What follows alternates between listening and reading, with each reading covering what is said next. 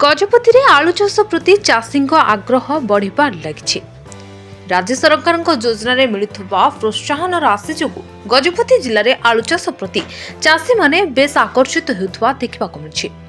तेज Gajapati जिलार 7टी block रे प्राय 265 Hector जमी रे आलू चाष होता बेले जिला कृषि विभाग पक्षरु रिहाती दर रे बिहान जोगाई दिया जाउछि।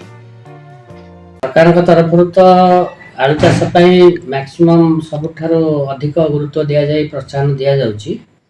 बर्तमान गजपति डिस्ट्रिक्ट को प्रकृत में सरकार जिते चाहूँगी सेते परिमाण रे आलू चाष गजपति डिस्ट्रिक्ट आम आहरी करई पारि ना।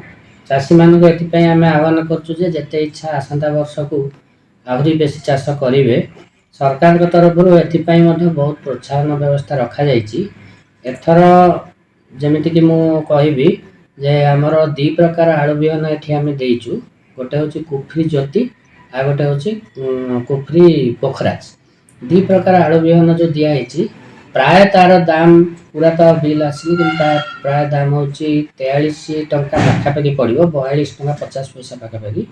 किंतु सरकार क्षेत्र एमिति व्यवस्था करछन जे चाषी माने आलू नेला बेले मात्र 20 टंका केजी हिसाब रे देइकिरी सेटा नेबे नहीं निजे लगेबे। लगेला परे गछ जेतेबेले हुड़ा टेका समय आसीबो फोटो उठाई से पुणी थे से 10 टंका फेरी पाइबे।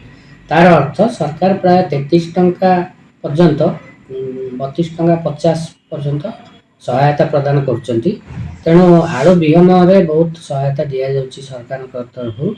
आ एथिरा सुविधा चाषी मानको बेसी नवा पय हमर अनुरोध। एई वर्ष हमर टार्गेट बहुत थिले मध्य आमे मात्र 265 हेक्टर पाखापाखि चाष करिपारलु चाषी ये से चाषी को 0.1 हेक्टर ठार आरंभ करी 0.5 हेक्टर पर्यंत आमे सेटा को चाषी मानकु आलू जोगे दउछु। सेतिरे 0.1 हेक्टर पय 3 बस्ता प्राय आमे आलू दउछु।